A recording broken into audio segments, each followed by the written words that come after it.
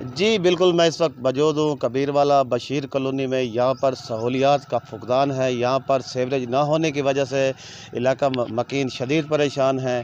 آئیے میرے ساتھ کچھ علاقہ مکین موجود ہیں، ان سے پوچھتے ہیں وہ کیا کہنا چاہتے ہیں اس بارے میں۔ جی بابا جی۔ کہنا چاہتا ہوں یہ سیوریج ہونا چاہیے۔ وہاں میاں حسین جانی بھی آئے ہیں، وہاں لے آئے وہ سروے والے کو، سروے ہوا اب تک سال ہو گیا، وہ سروے والا بھی نہیں دیکھا نہ میاں صاحب دیکھے ہیں۔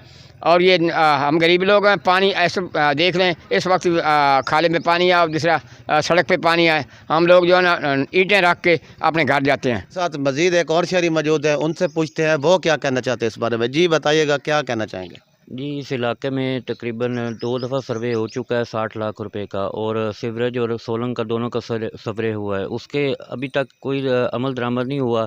میاں حسین جانیہ بھی آئے ہیں، انہوں نے یہ علاقہ دیکھا، یہاں پہ کچھ گھر ایسے ہیں کہ جو انہوں نے گڑھے کھودے ہوئے ہیں اپنے گھروں کے سامنے، اور وہ ان پانی کی نکاسی جو ہے وہ بالٹیوں سے پانی نکالتے ہیں۔ جی بالکل، جیسا کہ آپ نے علاقہ مکین کی بات سنی، علاقہ مکینوں کا کہنا ہے کہ سہولیات کا فقدان ہونے کی وجہ سے ان کا رہنا یہاں مشکل ہے، ان کے گزرنے میں شدید مشکلات کا سامنا ہے۔ جب بارش آتی ہے تو بارش کے پانی کی وجہ سے یہ لوگ آ جا نہیں سکتے۔